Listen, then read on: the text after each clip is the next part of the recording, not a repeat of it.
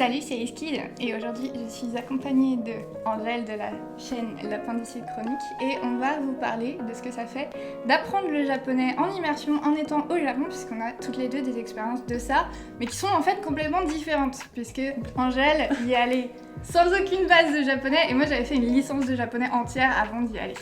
Donc voilà, si ça vous intéresse, c'est parti. Je n'ai pas préparé de questions. C'est pas grave, t'inquiète.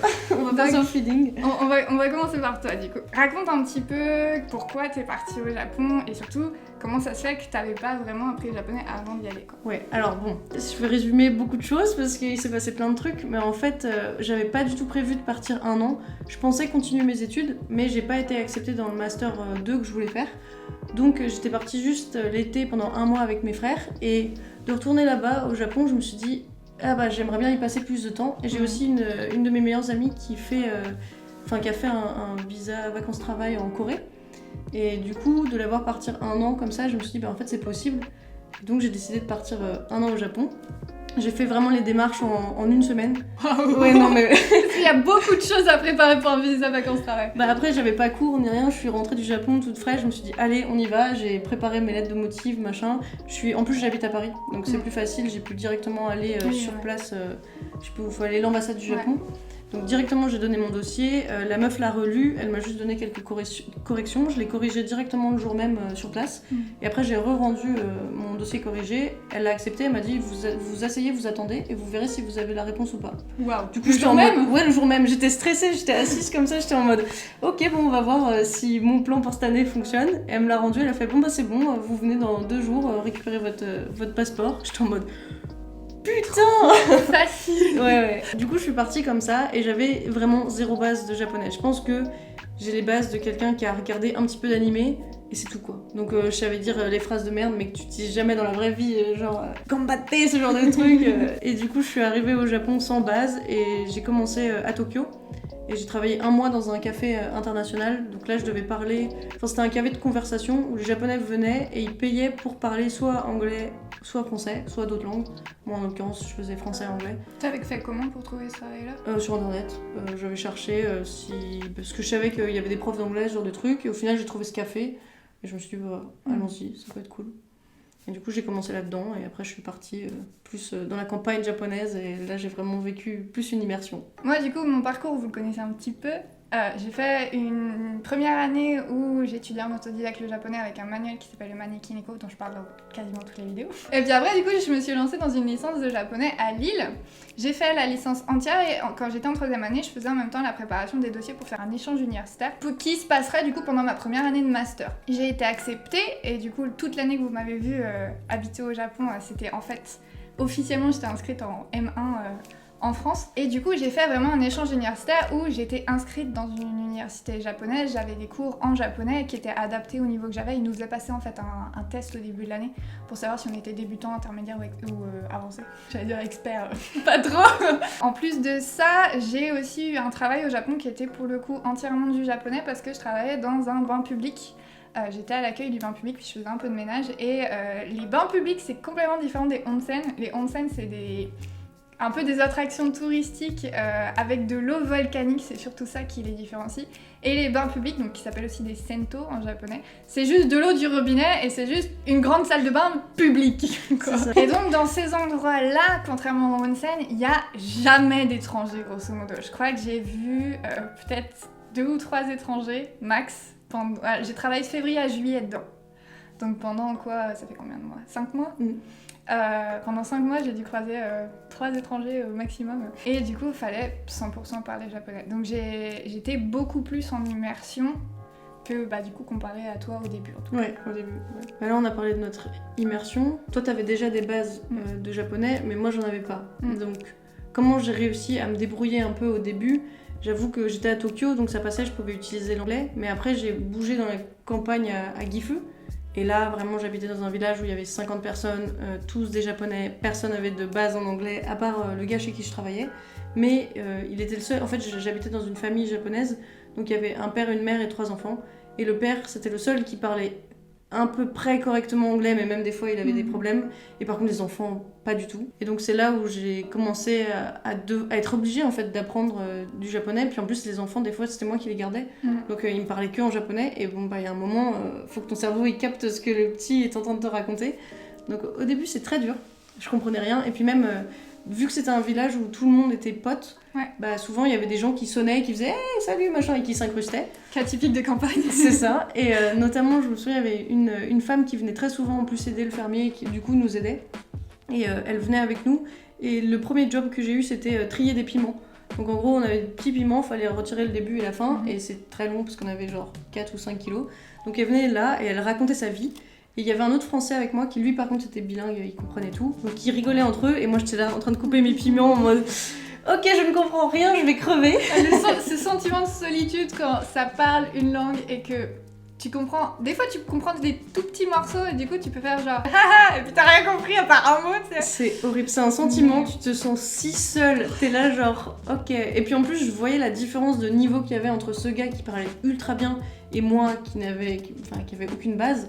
Mais bon, après ce mec, il avait déjà fait un an au Japon où il avait fait que étudier. Du coup, il avait un très très bon niveau. Il lisait des bouquins en japonais sur des trucs. Pour moi, c'était genre impossible. et du coup, de les entendre parler. Et puis cette dame, elle a quand même fait des efforts pour me montrer. Enfin, des fois, elle me disait bon, ça se dit comme ça en japonais, ça se dit comme ça. Donc j'ai commencé à emmagasiner du vocabulaire. Et en fait, je m'en suis pas rendu compte. Mais mon niveau a commencé progressivement à augmenter. Et donc je suis arrivée à Gifu en, je dirais, début décembre. Non, ouais, si, début décembre. Et je suis partie fin février. Et on est arrivé à peu près en janvier pour le nouvel an. Cette femme est revenue et il y avait tout plein de potes et ils commençaient à parler en japonais et tout. Et en fait, ils faisaient des blagues et je rigolais. Et la dame se moquait de moi, elle était là genre je comprends bien que tu rigoles là, mais vas-y parle. On comprend maintenant que t'as du niveau en japonais, raconte ce genre de choses. Bah ouais, elle voulait voir ta progression. C'est ça, et du coup je lui ai fait quelques phrases, elle était là genre ah, punaise mais t'as quand même progressé. J'étais genre bah heureusement quand même. Mais ouais, du coup mon niveau oral a beaucoup plus progressé que mon niveau écrit, enfin qui clairement...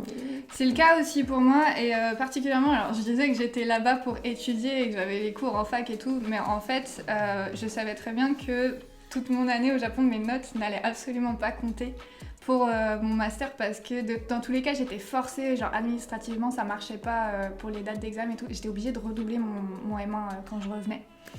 Donc c'était un petit peu, bon j'ai l'école mais c'est un peu les vacances quand même. Et du coup j'avoue que je me suis pas trop concentrée sur faire progresser ce que les cours on apprenait quoi. Moi ce qui m'intéressait vraiment en fait c'était de faire améliorer mon oral parce que j'étais une catastrophe à l'oral. À la fac, en fait, il y avait 1h30 de cours d'oral par semaine et c'était le seul cours où il fallait vraiment que tu parles. Et quand j'étais en deuxième année, t'étais même pas obligée de parler, t'avais un exposé par semestre pendant les 2 premières années, donc 4 exposés en tout, où du coup tu pouvais préparer les sujets, tu pouvais avoir tes petites notes et tout, donc tu lisais ta feuille grosso modo. Et puis en 3e année, la prof s'est dit bon c'est vrai que ça marche pas très bien, et donc elle nous faisait un sujet de compréhension orale une semaine, et puis la semaine suivante on avait un sujet de débat qui était à propos de ce sujet. Ah ça c'est cool ça.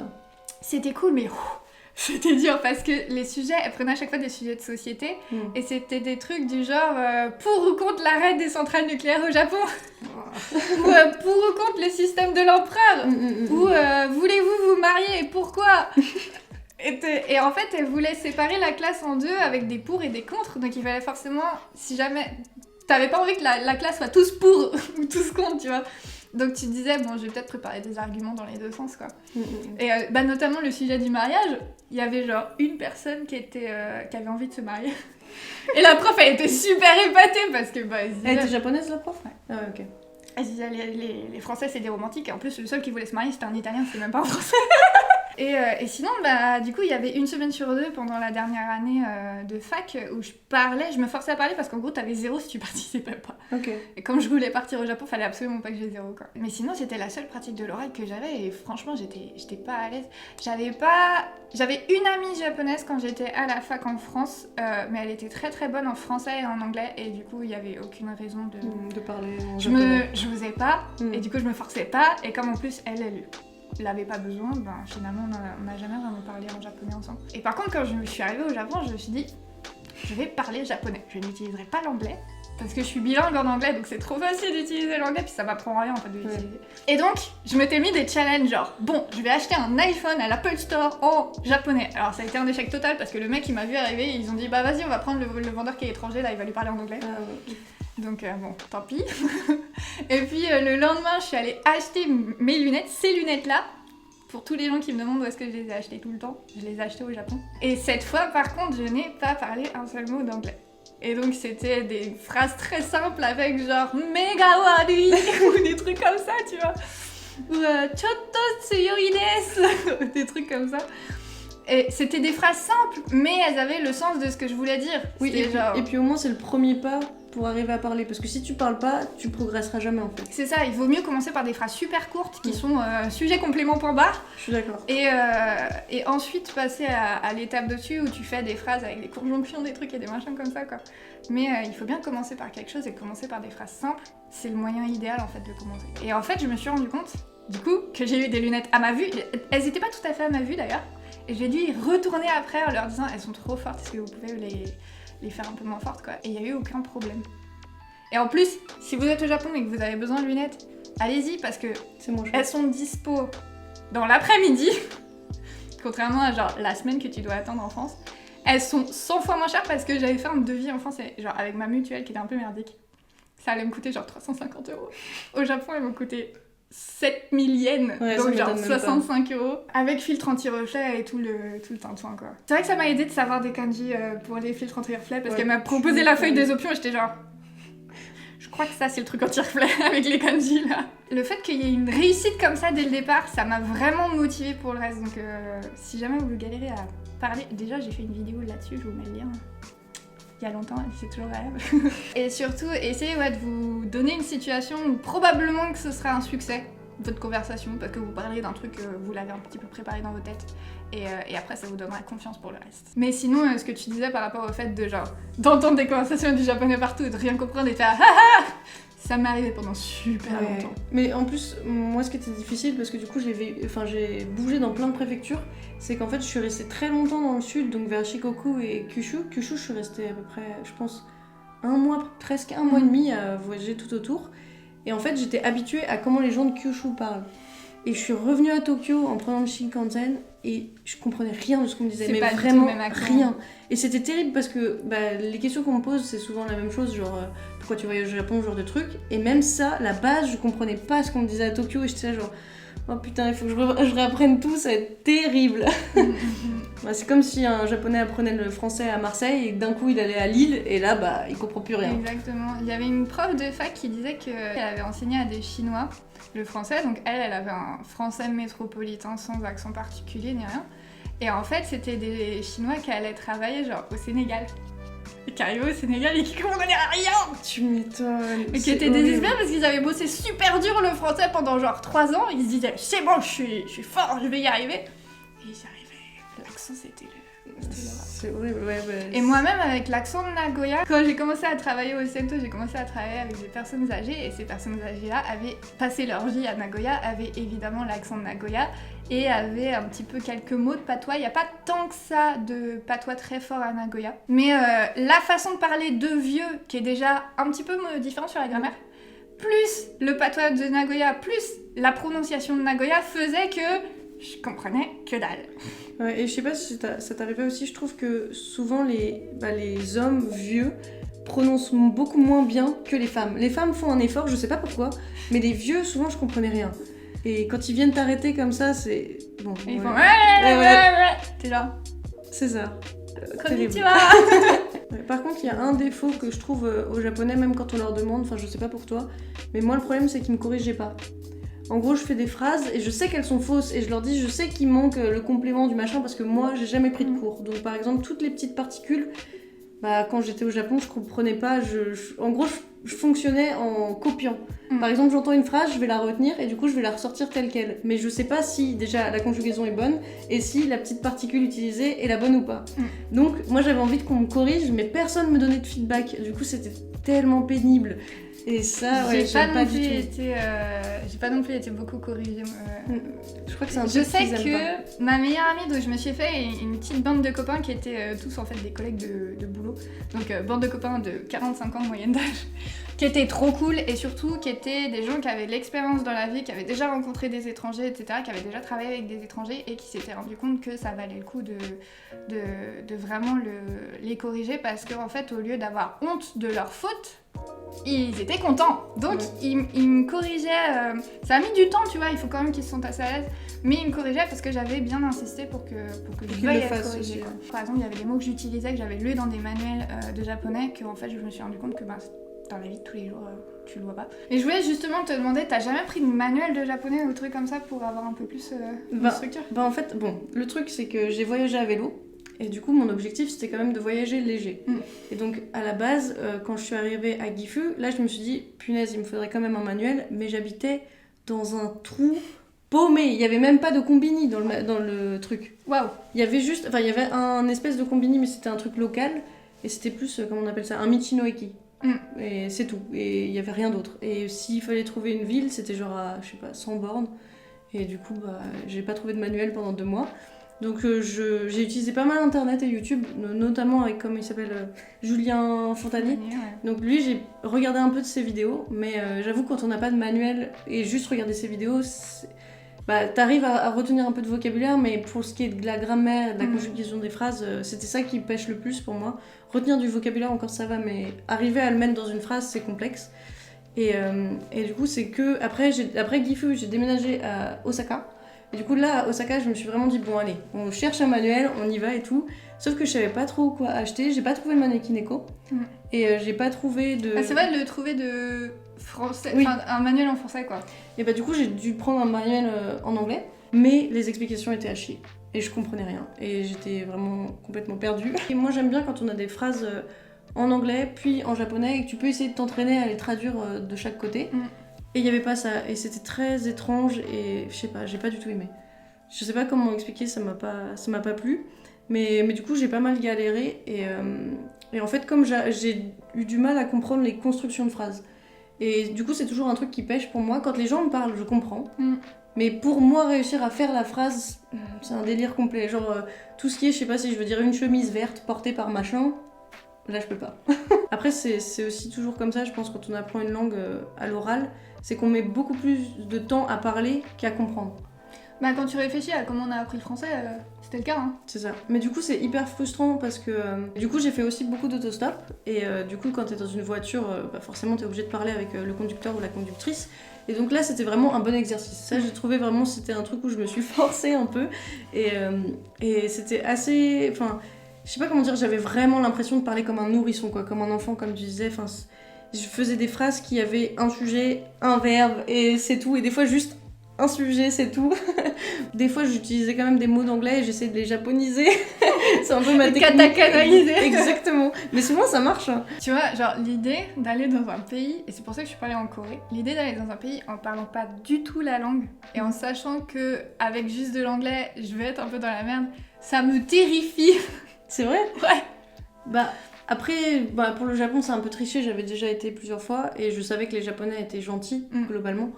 Après, j'avais jamais été dans la campagne aussi profonde que ce que j'ai fait. Parce que clairement, Kyushu, j'ai rencontré juste des gens à Beppu qui parlaient anglais, mais c'est tout. Mais après aussi, c'est...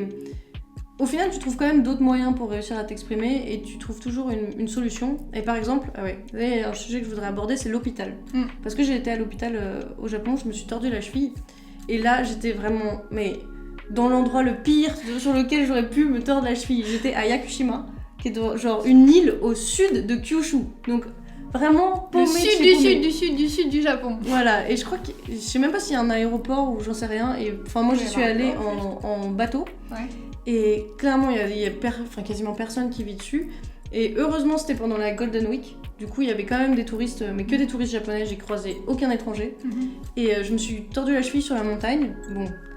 Je vous passe les détails, j'ai dû marcher pendant 15 heures avec une entorse, enfin bref. Et je suis arrivée tout en bas de la montagne et je me suis dit il faut absolument que j'aille à l'hôpital. Et sauf que je savais pas dire cheville, je savais pas dire entorse. Je savais dire j'ai mal, ça oui. Au moins, tu pouvais pointer du doigt et dire j'ai mal. C'est ça. Mais je me suis dit, mais quelle galère ça va être. Je suis arrivée à l'hôpital et en fait, le truc, c'est que maintenant, ils savent qu'il y a des étrangers qui vont venir et ils savent qu'ils parlent pas anglais.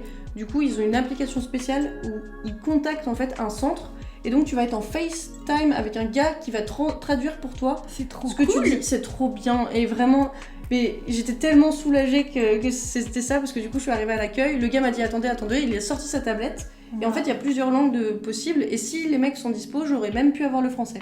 Bon, moi je m'en foutais, il a mis l'anglais, c'était très bien. Donc j'ai pu expliquer au gars ce qui se passait et il a traduit en japonais. Et après, pareil, j'étais voir l'infirmière et le docteur et il s'est passé la même chose. Et ça, vraiment, ça m'a sauvé la vie. Tu m'étonnes. Voilà. Pour conclure, quel conseil on aurait pour du coup quelqu'un qui se lance en immersion? Alors moi du coup je vais plutôt donner des conseils pour si jamais vous avez déjà une base. Je pense que pour vraiment du point de vue de s'améliorer en japonais, je pense que l'idéal c'est de continuer à étudier, ce que je n'ai pas vraiment fait correctement quand j'étais au Japon. J'aurais pu faire beaucoup plus que ça, mais franchement j'aurais dû me botter un peu plus les fesses. Donc déjà de 1, continuez à étudier avec les manuels avec lesquels vous êtes à l'aise, hein. Vous pouvez en acheter d'autres évidemment au Japon, il y a beaucoup de choix au Japon directement, donc n'hésitez pas à farfouiller dans les librairies et tout.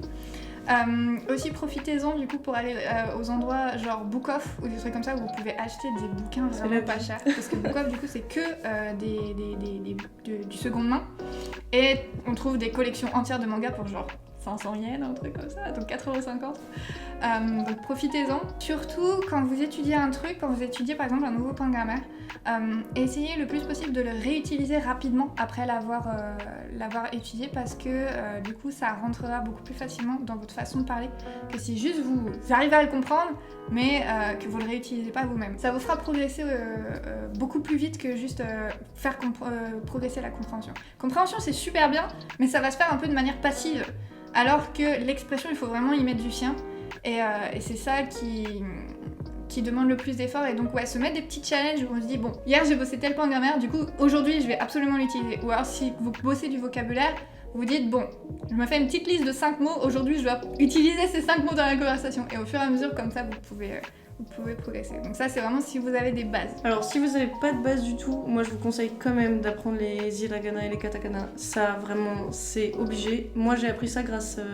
maintenant, elle n'existe plus, l'application, mais c'était l'application de Tev de Ici Japon. Il l'a enlevé ? En fait, en gros, elle est plus validée par Apple. Ah, punaise, j'ai failli la recommander dans ma vidéo juste avant. Franchement, c'était la meilleure application. Enfin, moi en plus, j'ai une mémoire plutôt visuelle, que moi, si j'écris 15 000 fois le kanji, je le retiendrai jamais. Alors que avoir un petit dessin qui correspond à un truc, voilà. Et bon, moi, je les ai appris comme ça, assez rapidement. Je les ai appris avant de partir... Enfin, j'ai appris les hiragana avant de partir au Japon et les katakana en étant au Japon, parce que je me suis dit, bon, finalement, il faut quand même que je les apprenne.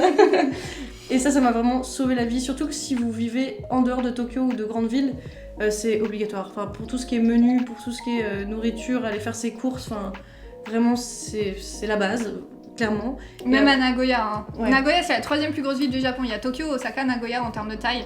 Et à Nagoya, du coup, on peut penser, genre, c'est l'équivalent, du coup, de Marseille, quoi, en termes de taille, quoi. Et on peut se dire, ah, c'est pas grave, il y aura des panneaux en anglais et tout. Non. Dans la moitié de la ville, il y en a pas. Ouais, puis même à Osaka, moi j'habitais plutôt dans un endroit, pas le centre de Osaka, mais un peu reculé. Et du coup, le plan de métro, il n'y avait pas de traduction. Donc c'était obligatoirement, heureusement que je savais lire, sinon je l'aurais été paumée bien trop de fois.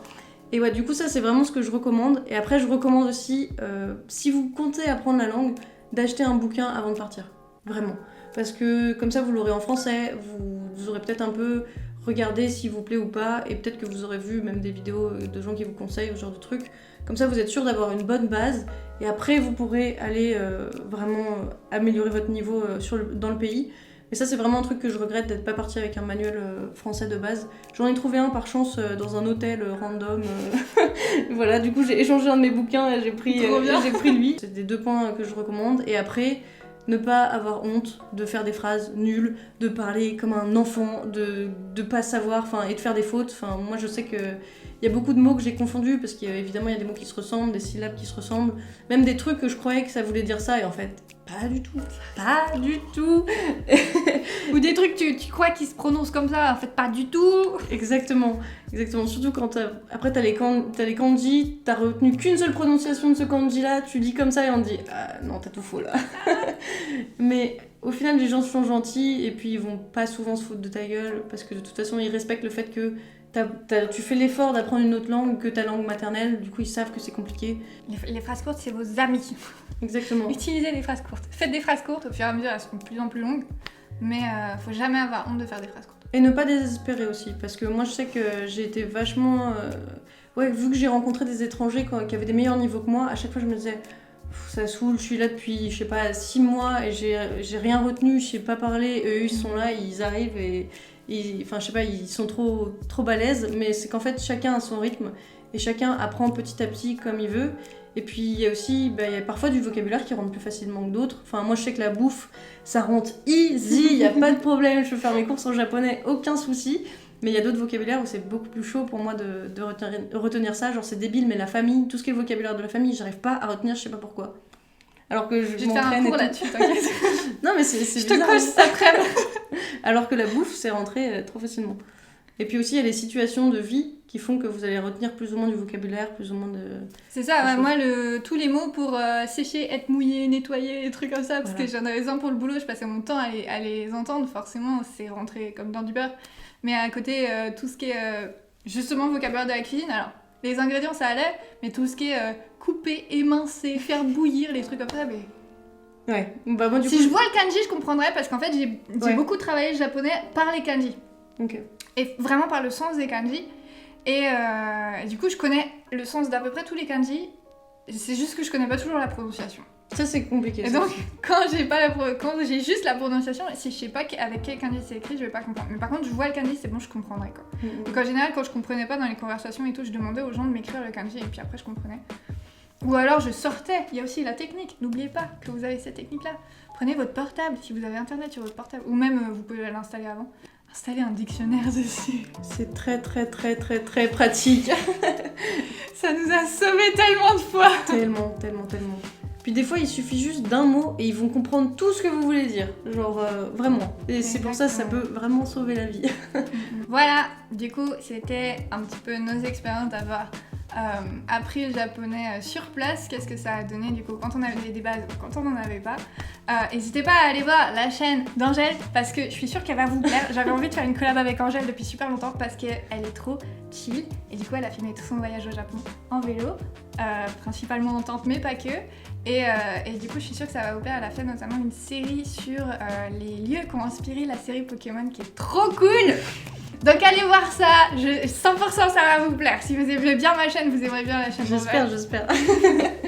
Donc voilà, et puis on va faire une vidéo aussi sur sa chaîne et je vais également apparaître, ou alors j'ai déjà apparu selon quand est-ce que cette vidéo sort, dans son podcast. Donc je vous mettrai les liens vers ça dans la description. Merci beaucoup d'avoir regardé. Merci à tous ceux qui m'ont soutenu sur Utip depuis la dernière vidéo. Et puis je vous fais des bisous et à bientôt. Merci, salut.